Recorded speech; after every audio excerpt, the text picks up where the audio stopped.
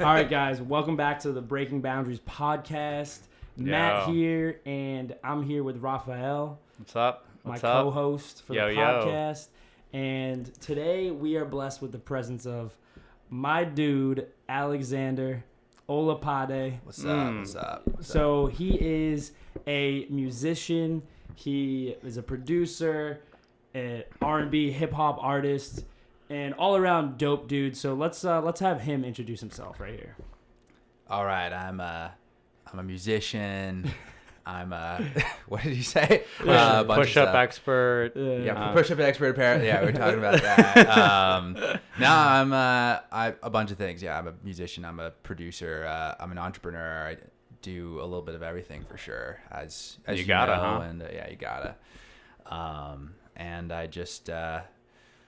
I got big plans, so take a lot of roles. Yeah, so we're gonna dive into that a little bit today. So what are the main things you're working on right now? So I helped you film a couple music videos recently, which are going into shout out fam. Yeah, which are going into some the music that you're creating, and what are you working on right now that you're most excited about? That I'm most excited about. So I just put out a record, a single with this artist named Bella Blair, who is actually based out of Jamaica. And it was a very random meeting because I was helping her cousin, who's Money Maverick. He's oh my God, I don't want to get this wrong. Oh my God. Which radio station is he? Is he Kiss 94.5? It's Kiss 108. Oh, we'll cut this one out. We'll cut this part out. But anyways, Money Mav, shout out to you. Sorry that I'm forgetting which radio station that you're at, but I was helping out with his music video, and she was there. She happened to be visiting. Is it Amp Radio? No, it's not All Amp right, Radio. sorry. It's definitely not Amp. Because I know Tone Terra over at Amp Radio. Shout out Tone. But basically, we connected over music during the shoot, and you were there for that as well. But I met her and said we should make music, and she agreed, and we did it like 2 days later, and she was gonna leave 2 days after that, so we managed to put together a music video the day after, and then she left. She left for Jamaica, but we decided to put together a big campaign. We just filmed another video, you and me, this dance video with Beat Connections, who's out of Saugus, and they killed it, and we're putting that out later tonight. And yeah, we're just rolling that out, and after that I'll have an album that I'll be putting out hopefully soon. So that's what we're doing on the music side. I work with a nonprofit at Harvard called the Hasty Pudding, and one thing that I'm working on with them, and that's separate from the music, is we work on this series of Q&A conversations where we bring in major artists from around the world to speak to the students there. We've had Ben Folds, we've had Karina Pasian. He was just in recently, no? Yeah, I think he was performing with the Boston Pops. Okay. And he'd written something for them. It's like a concerto, like a piano concerto that he'd actually written. And, he's amazing because he knows how to do a little bit of everything. Like he writes, music. He was huge in obviously like the 90s and the noughties. But he can also write great like classical music. And it was fantastic. It was really, really well done. But we had him in for like a 2-hour conversation, and we've done that maybe 6 times now. Wow. And the latest one that we had was we brought in a bunch of DJs from across Boston who all worked... most of them worked radio. State of Hip Hop, yeah, State of Hip Hop. I was there for that. Yeah. And that was with Killer Boombox, my buddy Brandon, who definitely runs things in a big way in the hip hop scene, And we had, who do we have? We had DJ Chubby Chub, we had Tone Terra, we had Pup Dog, and we had DJ Papadon. Cool. And they, just threw some wisdom down and told the students what it was like to. It was super cool, DJ. man. Yeah, it was great. They just kind of gave their advice and like what they've learned in the music industry, and a lot of people who are wanting to get into that in the area, including Alex, were there for it, and he was hosting it, which was really cool, and I was there filming it. But yeah, so basically we're talking to people in the Boston area right now who are doing creative things and kind of pursuing these, maybe they could be considered alternative career paths. So, you know, like, yeah, how do you feel about Boston right now and like this whole area for, you know, whether it's a music industry or just like this whole creative scene right now? Like, how do you see it? Like what, in terms of how much it supports creativity, or or just like, what are your thoughts? What does it mean for you to be here right now as an artist in your field? Hey, I mean, it's a good question. Boston's a weird city. I'm guessing it's slightly different based on whether you're doing video or music or whatever. But as far as the music scene is concerned, you know, there are a lot of and video. There's a lot of colleges out there that do provide really great like music and creative programs. Yep.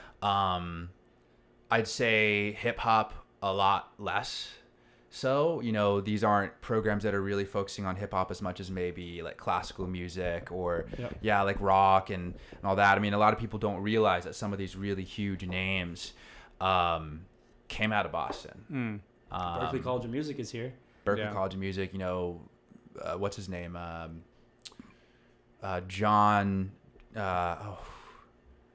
what's his name? I'm blanking right now. From like all the ladies love him. You know, he was a blues guy, but he was like a blues pop guy. You know, I'm talking, Your Body's a Wonderland. John Mayer. Oh yeah, you're right. John Mayer. Yeah. You know what I mean? There's this massive reggaeton artist, and I will not get the name right, but he's literally one of the top people. And it's like, you know, you've seen his videos. He's like, you know, shout out, you know, this country or that, but like, you know, he's never shouted out Boston necessarily, and you wouldn't know that he literally like lived in like Arlington or something like that. Like he was from here. He was a Bostonian before he left and became one of the biggest Latin artists in the world. And there's countless names that came out of here, and then, you know, comedians as well. By the way, I mean, for sure. many Joe Rogan came out of here. That guy from The Office who had the BJ Novak. No, not him. Well, maybe him as well. Actually, I don't know if he was from Boston. No, but Louis the one C.K. grew up around here. Louis C.K. grew up around here. That guy who had the romance with the secretary. You know what I'm talking about? He was like the pretty boy in the show. Yeah, I know who you're talking about, but I don't know the name. Yeah, John Krasinski. He's from Boston. Yeah. Oh yeah, you're right about that. Yeah. Yep. A lot of actors, obviously. Yeah, a lot of actors. So like, there's a lot of that, but I do see a split. I was talking about the hip hop earlier. Like, I think that there's a lot more acceptance of, I mean, dare I say, like, you know, white forms of entertainment. And you see on the ground, like, a lot of venues and clubs are like, they actually make decisions that suggest that they're afraid of what would happen if they brought hip hop really into their space. Oh yeah. You know, so, not that they don't play it, but like sometimes they're like, oh, well, you know, that DJ, like, you know, he's black. I want to make sure he doesn't play too much hip hop because that might bring the wrong crowd in or something like that. So like a conservative vibe over Boston. Yeah, it's very conservative. That's for sure. Yeah. Like, they're doing things like the whole Seaport thing and all that, but like, I know a few different people who have moved to, say, New York because they're kind of like, look, like, it's such a conservative environment and I could get way more done if I was just in New York. Yeah.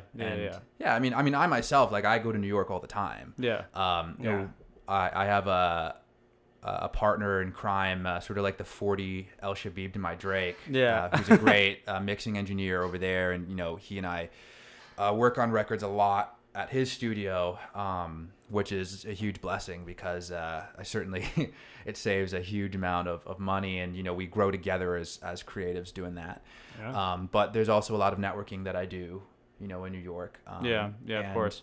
You know, as somebody who does want to become a national, international artist, you know, like, that's where eventually, like, I'll need to go. But that doesn't stop me from trying to, you know, do things that really do benefit Boston. Like, part of what I try to do is make stuff sometimes in a deliberately low resolution way, but still have it look sick.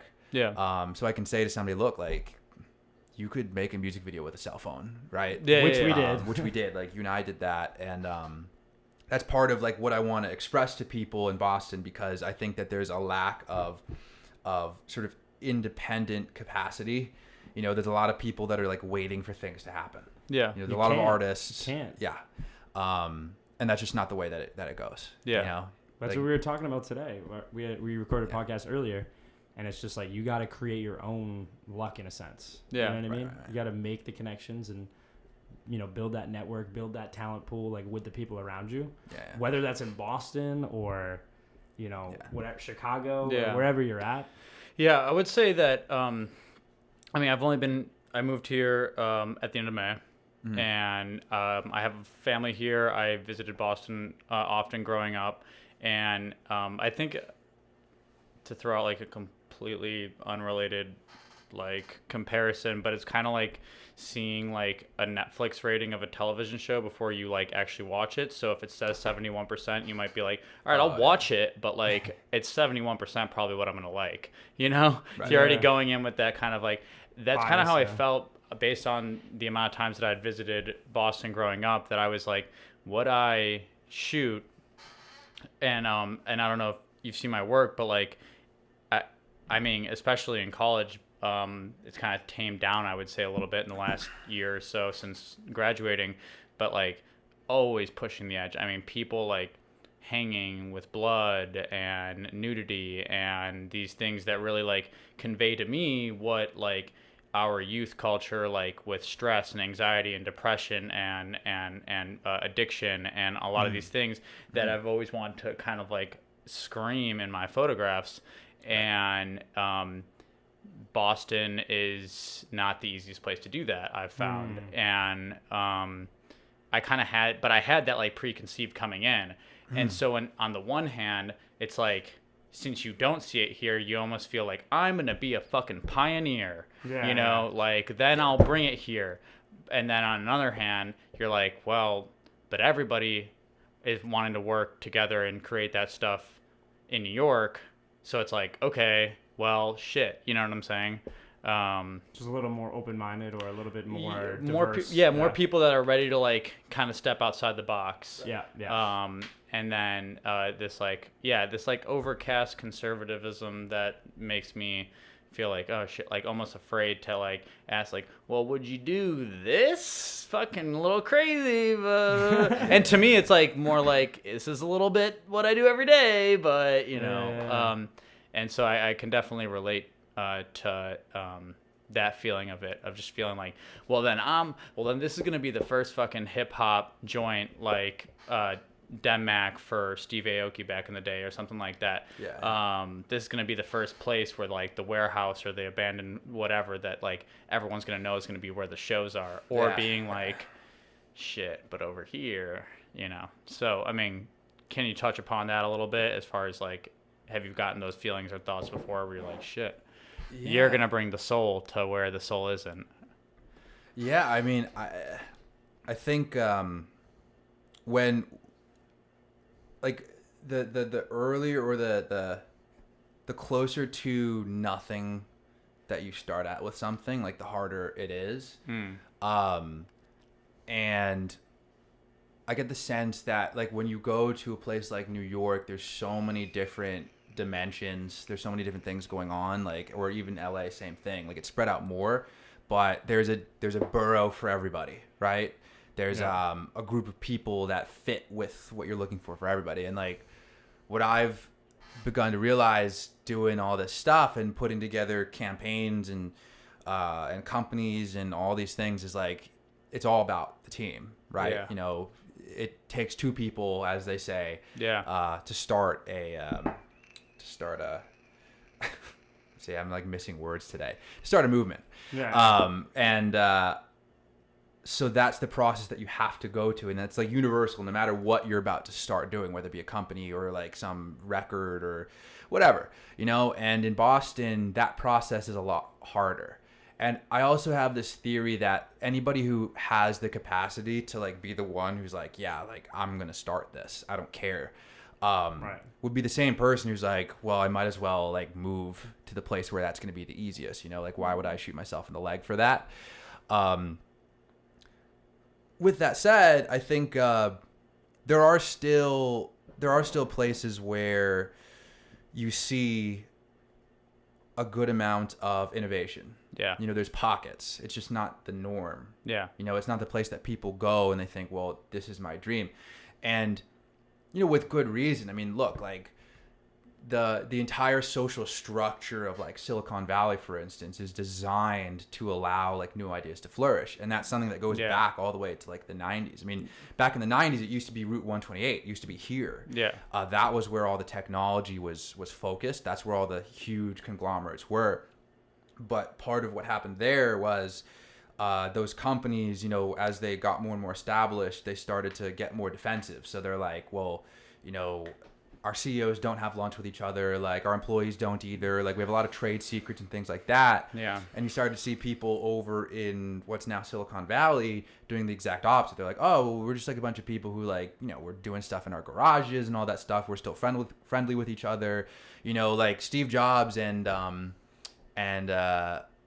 Bill Gates, you know, they talked a lot, right? Yeah. And just the fact that they would communicate with each other and they were very open about the stuff that they were doing allowed ideas to flourish and jump off of each other. Right. And that's the way that these things go. Like ideas, like there's no such thing as an original idea, really. Right. You know, That's true. Yeah. What we call an original idea is just the right balance between the new and the old. Yeah. It always jumps off of the old to some degree. Yeah. That's why history of whatever medium you're pursuing, I feel, is so fucking important. I mean, where did it all begin and how did it all start? I mean, that's why I love shooting film so much, because I'm like, the richness and the people that did it before me, you know? Yeah, this is the beginning, you know what I mean?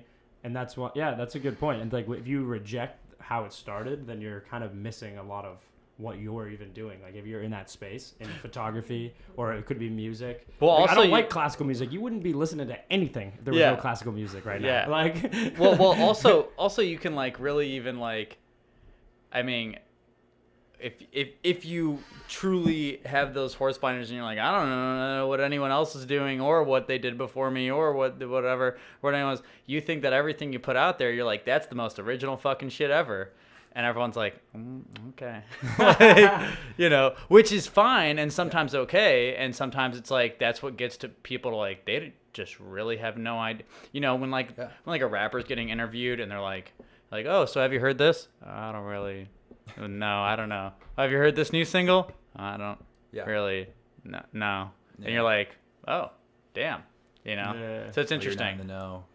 Yeah, I mean, they're not maybe like up to date with like what's coming out recently, which is like, I don't know, like fascinating to me, because you would think that you would always be pulling and I think thinking. And like whatever. Alex said, it's a mix, I think, right? Because you got to know when to listen to that new stuff, and you got to know when, just like we talked about earlier in the other podcast, talking about, you know, drawing inspiration from people.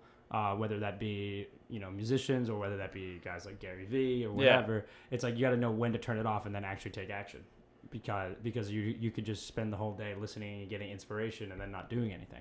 You know what I mean? Yeah. So like that's fantasizing or like idolizing to a point where you're just like in envy rather than in inspiration. Right. You know? Yeah, exactly. That's a good point. And I think that happens a lot today with the social media world. People are like idolizing these people, when in reality, if they took those aspects of that they like about those people and then tried to work on those aspects within themselves, then that would be super beneficial. But yet they're just gonna like stay, you know, double tapping their Instagram pictures and like not really taking those, you know, things that they like about them and bringing those into their own life. So it's interesting like that. Can you touch a little bit about what you're coming out with recently? Like you said you're coming out with an album soon.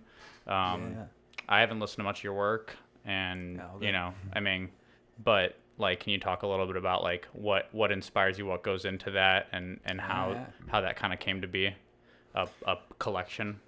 Yeah, I mean, from a genre perspective, it's really varied. You know, I grew up with a really wide variety of music and a very like unusual range at that when I was a kid. So, you know, I was playing the cello for like 16 years or something, and then I sort of stepped back from it.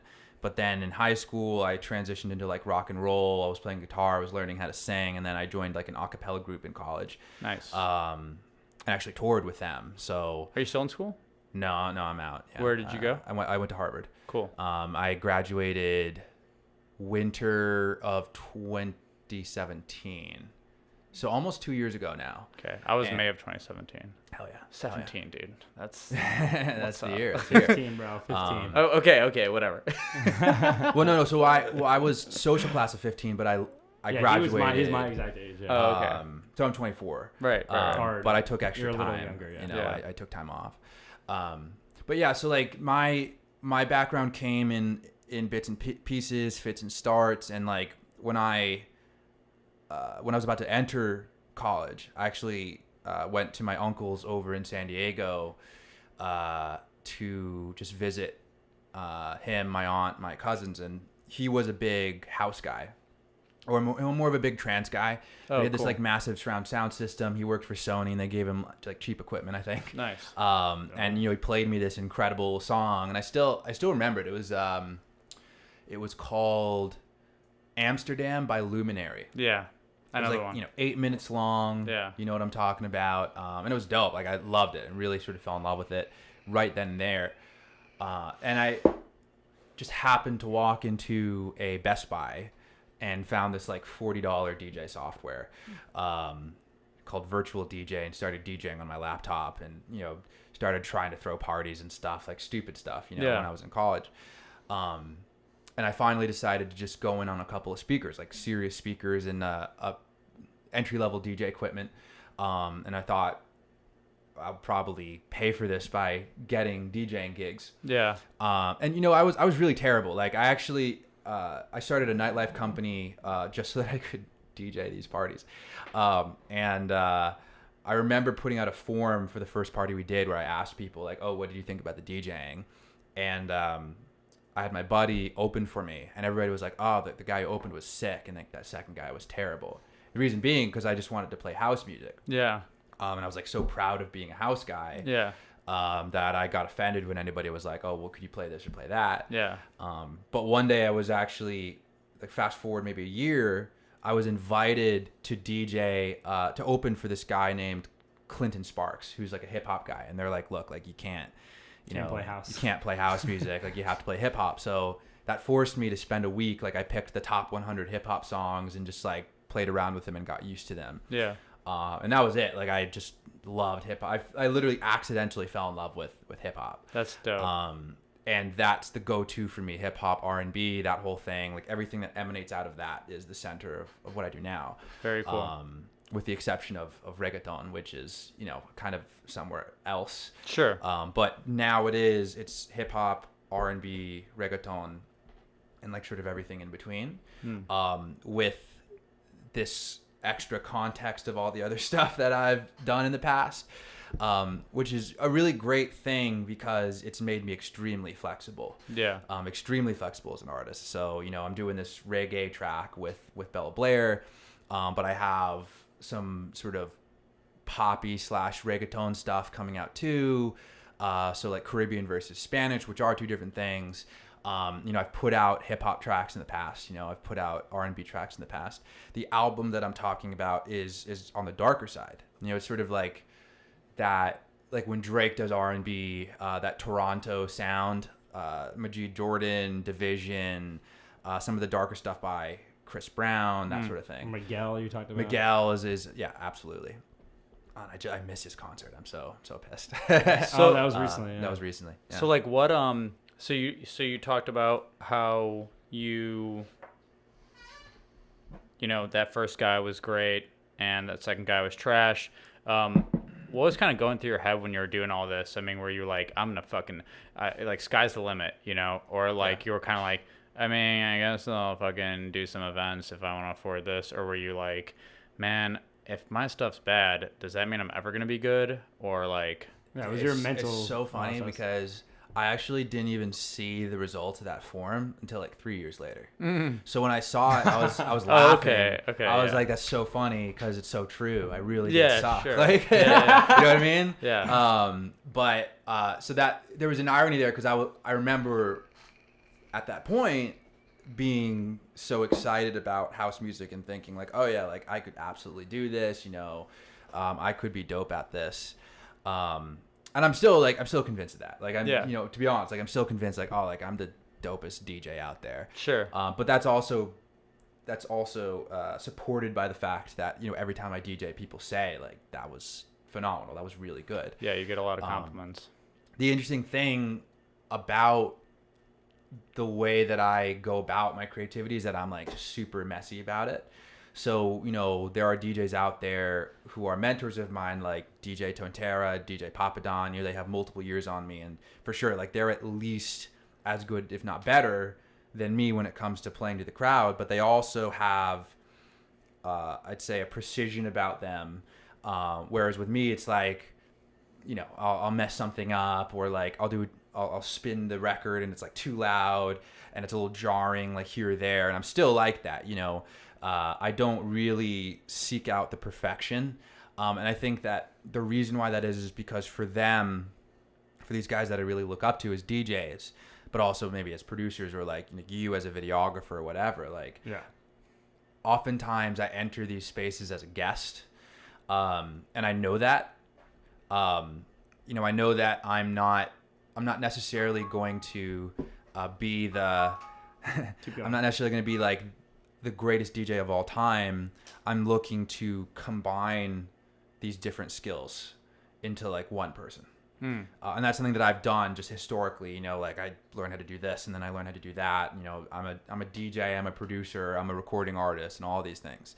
And the dream for me has always been to go like either the DJ Khaled route or the Pharrell route, or who's the last guy, like the Prince route. Like those are three characters who go about creativity looking to do as many things and learn as many things as possible.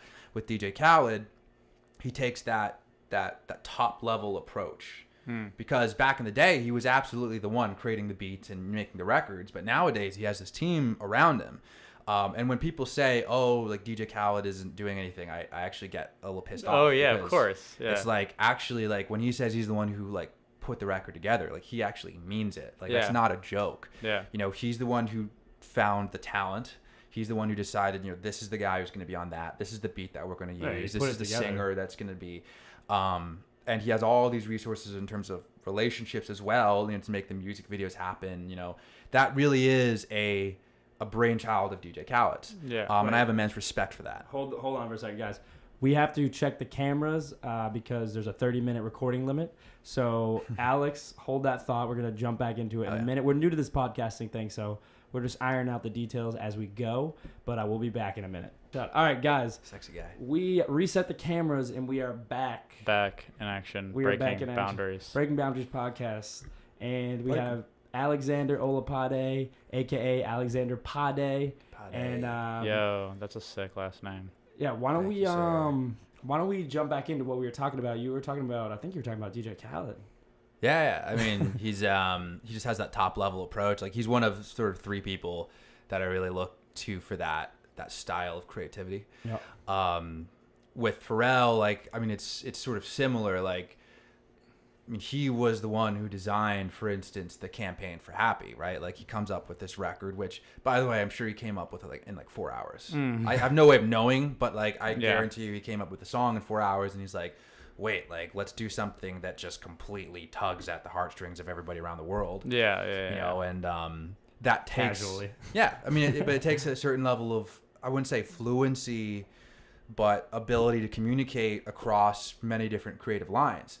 Sure. And my theory is that, creativity, like it's kind of like a bell curve. You have the thing in the middle that really gets you going, and then you have things on the sides that as you get further out, you care less and less about.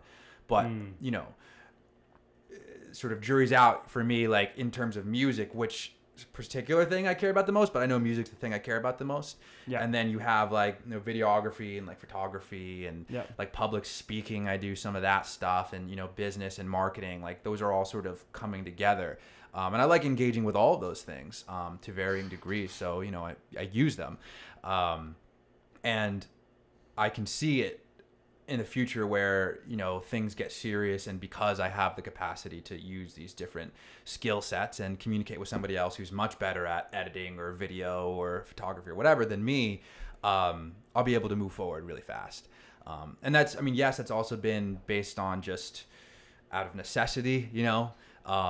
It's like, okay, do I want to spend a bunch of money on this? No, I'll just do it myself. Yeah. But it's been extremely satisfying to actually learn how to do these things. Difficult, sure, but it's been pretty satisfying learning how to do these things too. With that said, what do you think about, or how do you approach something like building a team? Building a team of people that have the different skill sets that then combine or coalesce into something that can really create a movement or create something really special. So like, how do you approach, or how do you think about building a team and the importance of it? I mean, it's critical. So that question's easy. It's super, super critical. The way that I do it, generally is like I invite people over time to get more and more involved. Rarely have I gone up to somebody and said, I want you to join me like in this permanent way to be a part of this thing that we've done. I sort of invite people in almost on a semi-personal level. I mean, you know, the way that we met is I met you almost by accident through our buddy Andrew, because he mentioned that you wanted to do video stuff, and so I said, come along for Harvard Yale when we went to Harvard Yale last winter. And then I reached out to you and said, hey, like I do this thing called masterminding, where the people involved in the mastermind meet every week. He was telling me about this. Think and Grow Rich. Yeah, very the whole cool. Think and Grow Rich thing. And then they audit each other on their week, and they help brainstorm ideas for each other. And like, it's great to have people who are doing different things, because then they can come with a different perspective. And I have 3 different people that I currently do that with. The most I've had is probably 4 at a time. And you know, that's reaped some huge benefits, to be honest. Like, the main one being, you know, you have a boss essentially, you know, on your own terms, because for guys like us, you know, we're trying to not do the 9-to-5 job, but it's like, okay, well, how do you maintain a high level of productivity when it's just you? Because it's really hard to be right. It's hard to be unbiased. Right. But what has happened, it turns out, is that with each of those experiences, it's naturally turned into something where they want to get more involved. And I work a little bit on like their projects. They work a little bit on mine. So with that said, you know, that's closer to maybe advisory, with a smaller level of like, how would I put this? Like, material help. Does that make sense? Like, of course. Like I wouldn't say that I have a manager right now per se. I wouldn't say that I have like a director of marketing per se, or a director of sales, but I have people who fit those roles and who answer my call whenever I need help and say either this is how you can do it, or yes, I'd be happy to take some time out on a case-by-case basis to work with you on this stuff. And like fill maybe multiple roles, right, you know, in the process of doing this by, you know, being, you know, could be helping with marketing in a way, or helping with mentorship, or, you know, management. That's huge. I mean, that's really big. I know for myself in the beginning, I spent a lot of time trying to reach out to people and go, hey, I just picked up a camera. What do you think of this? And what do you think of that? And looking back, there were friends that just knew a little bit more than me that helped me out a little bit. Yeah. But I got so many no responses that I was just like, you know what? Well then, fuck. I'm gonna just do this thing. But I spent a good year does this work? Does this work? Does this work? Does this not work? Does this work? How does this work? And YouTube watching and doing all this different shit to be like, okay, at a level where people were suddenly responding and noticing me, and then people were like, yeah, let's work together. Yeah, I want to help you out, or yeah, I want to do this. But it was a minute, you know, and once people started to recognize, then they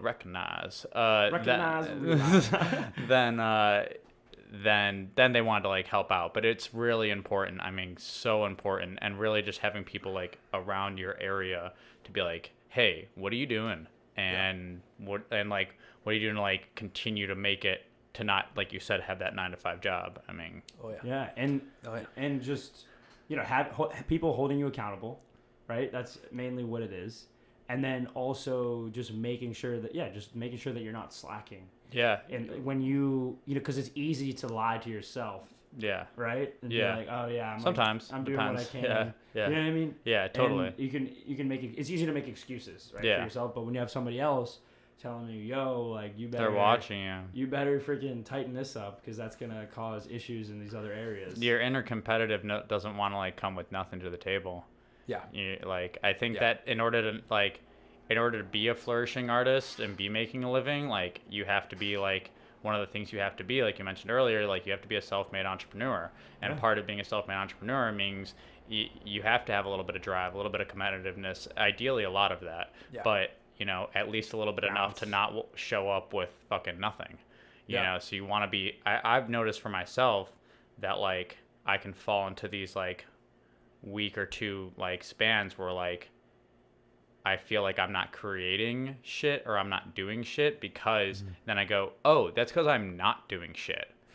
And then, like, and I find that, like, even like overloading my plate with stuff, even if, like, the podcast is mediocre and the video editing I'm doing is mediocre and the photos that I'm creating are kind of mediocre, but like, in hindsight, like, from an outside perspective, none of those things actually are very mediocre, and, like, I'm actually doing all those things because I'm, like, overloading my plate.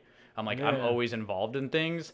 Then I can sit down and, like, edit some really dope shit and be like, wow, this was fucking dope. Yeah. Because I, like, have these juices constantly flowing because I'm, like, in all these pockets. Yeah. It's like, the more things I decide, like, tonight we're gonna go shoot a video, we're not, but, like, if you were like, yeah, we're gonna, and I'm like, okay, yeah, we're gonna, then that, like, helps me to, like, later, that like, sounds like what we do. You know what I'm saying? Yeah. Like, it just helps to, like, get those creative juices flowing. Yeah. Like, have you, like, because you know, one of the things we want to, like pinpoint here is areas in which you have some more water if you want, if you're thirsty. Cheers. But the basically, like, the points where you felt like you were, like, breaking boundaries, like the points where you felt like you were like, wow, I made a fucking stride, or like, these past 3 months have been goddamn hell, but, like, holy shit, am I embarking on something? I mean, have you felt beyond yourself? Have you felt, oh no, this is too much to handle, or like, this is exactly where I want to be, or this is not where I want to be at all? Shit, like, whatever. That's a good question, man. A little bit loaded, a little bit like, everywhere. Like moments where I felt, where I sort of like, oh wow, like, I'm here. Or you, like, surprised yourself by, like, you know, and I feel like, just based on how we've talked about in the mastermind sessions and all that stuff, through doing that, we've realized that we've made some big strides, you know, by getting people around us, getting people on our corner, and, you know, helping us in that way. So for you, say, I don't know, in the past few months, or, you know, since the summer, since, like, before the summer or whatever, are there moments where you're like, wow, we're really making progress here?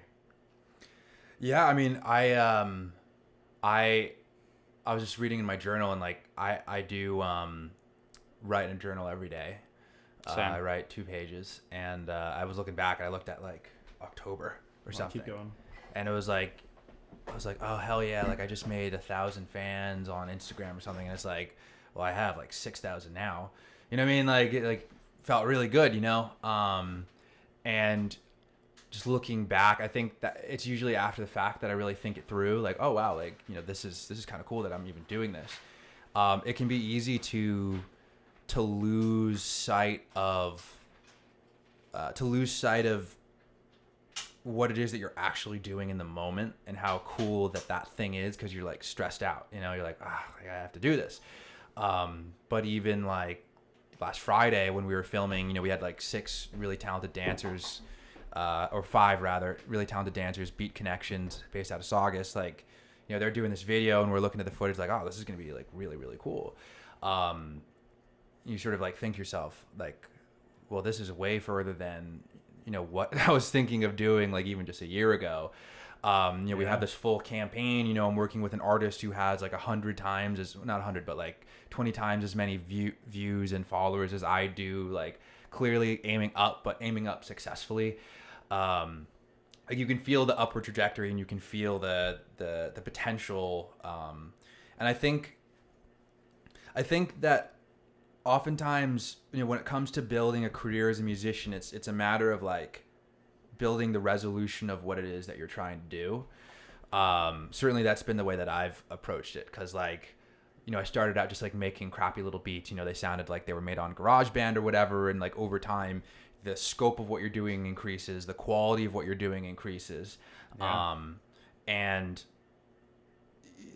what you feel comfortable doing before you're like, oh, well, should I really be doing this? Like that increases.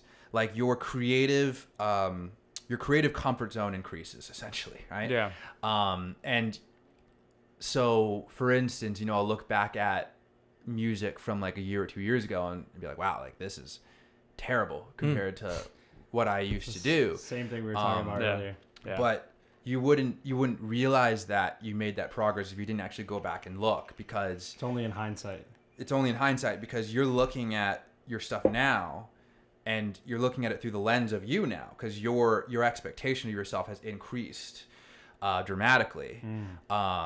So it's like, I don't know, like if you just started an Instagram account and you got 50 likes the first day and you're like, oh, absolutely awesome. 50 likes is way bigger than the 30 that I was expecting. Yeah. But if you got 50 today, you'd be disappointed because it's like, well, I want 100 or I want 200 or whatever it is. But in terms of like moments, sometimes I only notice those moments when I'm reading the journal. With that said,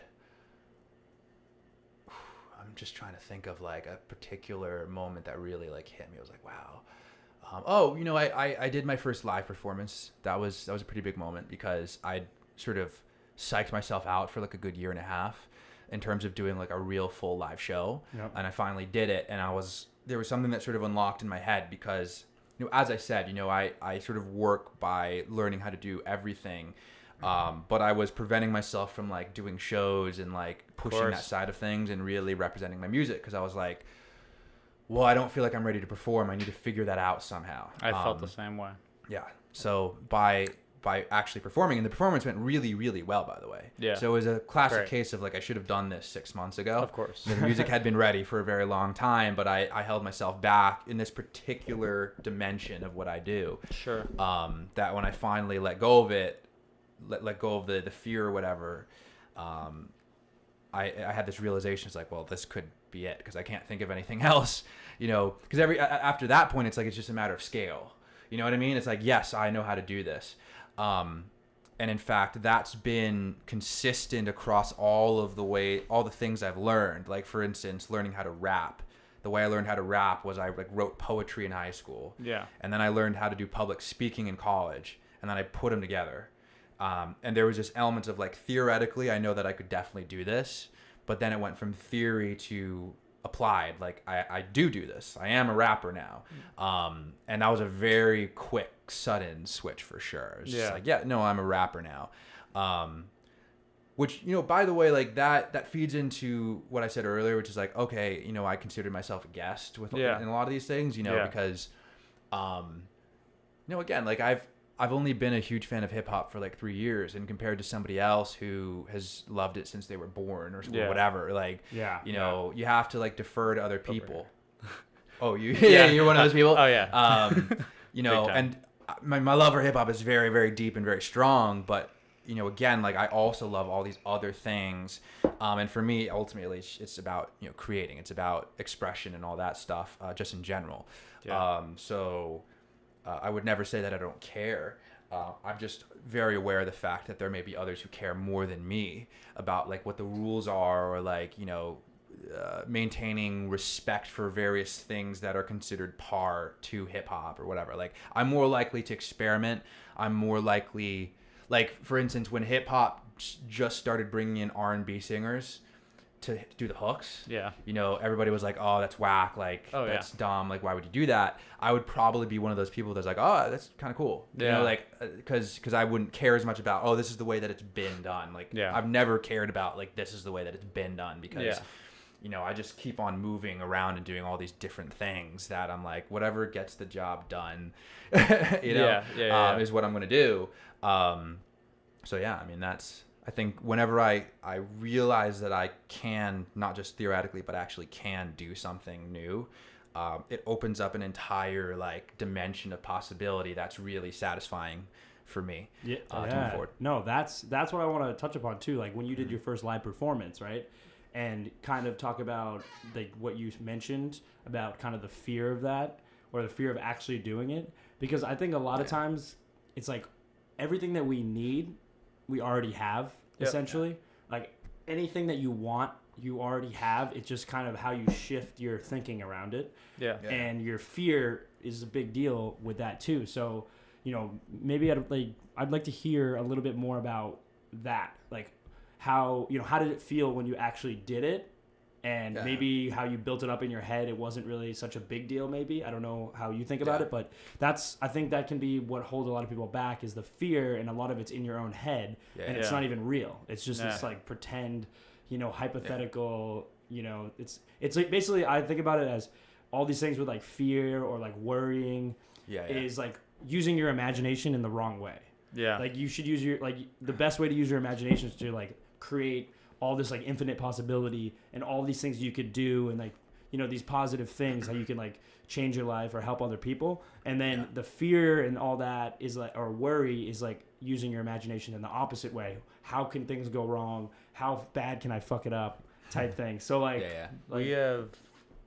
we're on time, by the way. We have like 2 minutes. Okay. Just letting you know. Yeah. But that's cool. Like, that's a warning. Like right. Yeah.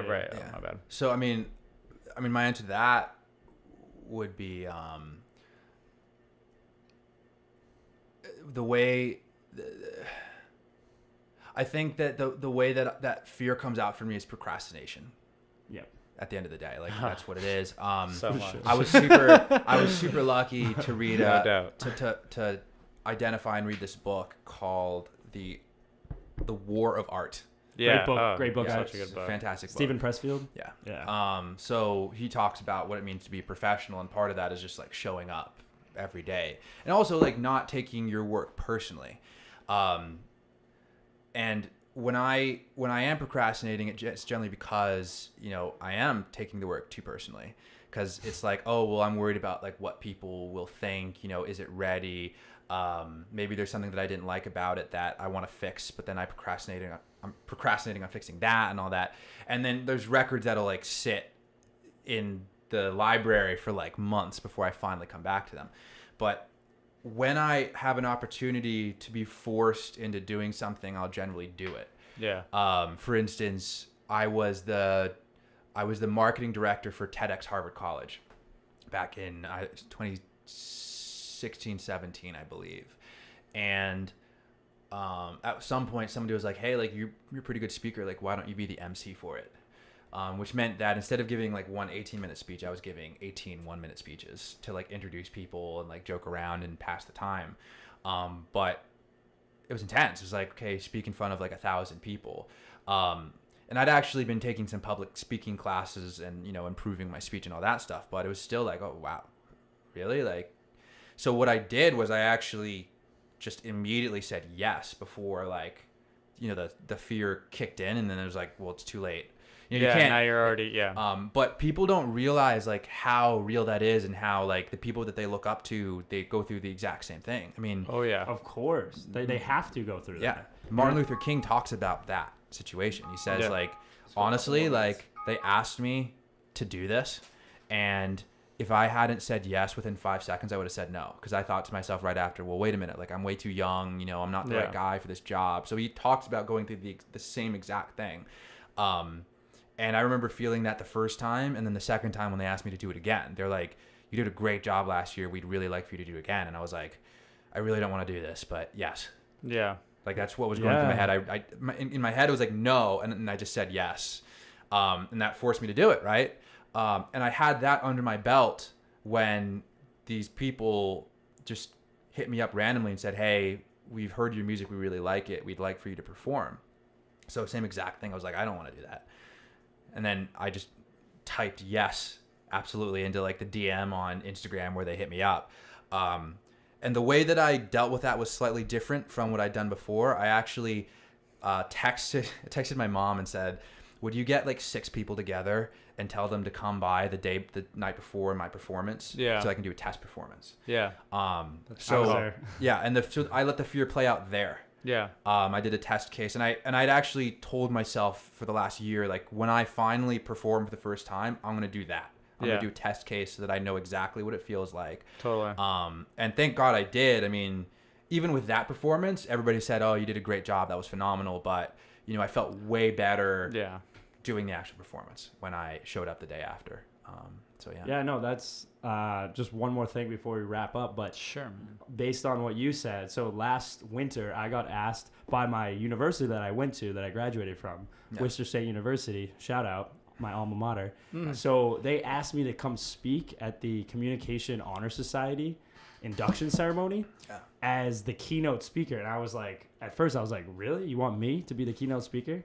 Right? And it was because, you know, I don't know, I started doing media, started doing video, and I kind of labeled myself as having a production company, which it really technically at the time really wasn't, but it appeared so. Yeah. And so they wanted me to speak as like, I started a production company and all this stuff. And I was like, at first I was like, wow, I don't know if I'm ready to do that. But I said the same thing. I was like, I'm doing it because I need to level up, and I need to, whenever these challenges come in where you can definitely improve yourself and that scares the shit out of you, that's what you need to do. Yeah. So that's what I went to it. I prepared for it. Same kind of thing for you as your music performance. Yeah. I practiced in front of my sisters like a bunch of times. Yeah. And then I just like the whole way driving there, I was nervous.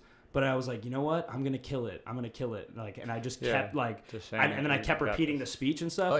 It was all about adapting. And I mentioned how I lived in Korea, and that was all about adapting. And any kind of career you want to get into, it's about adapting and learning and growing and all that. So then those are my themes for the speech. And then afterwards, I felt like I did really well. And afterwards, like, that you looked like Steve Jobs up there or something, because I didn't go with the podium. I just went like in front without the microphone, and I just was like, I just felt like I needed to kill it. So that's just, you know, based on what you said, I think it's really important to make sure that when those opportunities come where it's something that you can do to level up, and just really something that scares the shit out of you, but you know you have to do it, and if you don't say yes or you don't go through with it, then you're just being a coward. And that's kind of what happened for me. And and then, like you said, you have that under your belt, and then you can then use that as a stepping stone to something else, and then level up again and level up again. And like truly, like, you know, potential is limitless. So yeah, man, it's amazing. But anyway, so let's Alex, you have anything else to say before we sign off? You have a chance to say it again before for the last little clip. But anything else you want to talk about on this topic? Yeah, I mean, do we have any time on the cameras? We're good. I don't know. One of them went out, but just. Yeah, I was just gonna say, like, it all starts up here. Honestly, like, that's what it is, mental. And like everything earlier on is practice for the things later on. You know, like you just gotta. You start visualizing like a few months in advance, right? You decide, you create the intention, like, okay, well, I want to be a live performer now. How are you gonna and do like that? you literally, exactly, how are you gonna do that? And like you tell yourself every day, like, this is who I am now. Like, this is what I'm gonna do. You know, I'm gonna make this happen by this time, and that creates a certain amount of pressure. And the pressure, I think, is like it's created from the difference between like what exists and what doesn't exist yet, or the thing that you want to exist. And that intention gets stronger and stronger until finally either something falls in your lap or you kind of just like explode forward. Right. You know what I mean? Like, that's always been the way that it's been for me. It's been like reminding myself of what it is I want to do every day. Because I literally have a list of things, and like I read them out loud. Yeah. You know, like every single day, auto-suggestion stuff. You know, Think and Grow Rich, guys. Like, if there's a book that you could read that would change your life, it's that book. It doesn't matter who you are. I agree with that. But it all starts here, because it's like and you either have the choice to control the things you're thinking or not. It's not like that you either deliberately think positive things or deliberately think negative things. It's you have to train yourself. You either deliberately direct your thoughts in a positive way that's going to bring value to you, or you do not take control of it, and it will naturally become more negative stuff. You'll lose control of it. And I think of it the way that light and darkness work. Like, darkness is the absence of light. Yeah. And if you do not have light, you get darkness. It's not like that darkness is an active thing that like that overrides light somehow. It's just that it's just the is. absence of light. And it's the same thing, like negative thoughts are really the absence of positive thoughts. It's the absence of deliberate thought, really. And I think that, I mean, it's interesting. You look at some of these people like Jordan Peterson, like Gary Vee, and the things that they're talking about are ultimately control. You can control the direction of your life. It's like, actually, no, this guy up here is not a god. They're a person just like you, but they have more intention than you do. And they have more consistent intention over time. And their habits are good. Yeah. Right. And damn good habits. Part of their habits is forcing themselves to actually write, forcing themselves to actually review the things that they want. Exercise, meditate. Right. Yeah. And the people who don't make it, who, you know, wish that they did or whatever, like usually like they're just better at ignoring what it is that they want to do and that they really wanted. Because I think finding ways, or finding an excuse or whatever it is. Escape. But you know, I'm convinced, honestly, that I could do anything. Like, I don't think that Drake is better than me in any way. Yeah. Well, I mean, he is. Like, he's done way more, and he's accumulated more talent, but that's all through work. Right. Like, the only thing that's separating me and Drake is time. Yeah. And intention. Yeah. Not, like, some ungodly amount of talent that... Exactly. I mean, like, what's his name? There's the famous story of Mozart. Yeah. Like people are, oh, well, he was such a prodigy. And it's like, well, yes, but also when he was like 3 or 4 years old, he started plunking the piano just for fun. And his parents went, oh, that's nice. And he realized, oh, I like it when my parents applaud me. So he kind of got addicted to that feeling. Like that was the reason why he started doing music. Not because in his 3-year-old head, he's like, I'm going to be the best that there ever was. Like it was like something as simple as that. Yeah. And then he put the hours in. Yeah. I mean, he put in way more hours than anybody else because he loved it so much. That's what it comes down to. Yeah, and it transformed into a love for music itself. But the initial impetus came from something completely different. And I don't care what people say. Like for me, there's no such thing as talent. Yeah. There's no such thing as talent.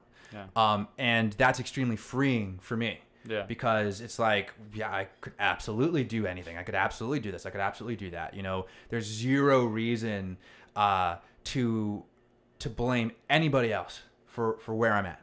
Yeah. Zero reason. Yeah. And ever since I made that decision, the progress has just come. It's just kept on coming. And you can see the trajectory. And, you know, I'm telling myself every day, you know, I actually have, I had a goal to make $10,000 off of music on its own by October. And I've been telling myself that every single day. And just recently something came to be that like, I'm legitimately going to make that happen.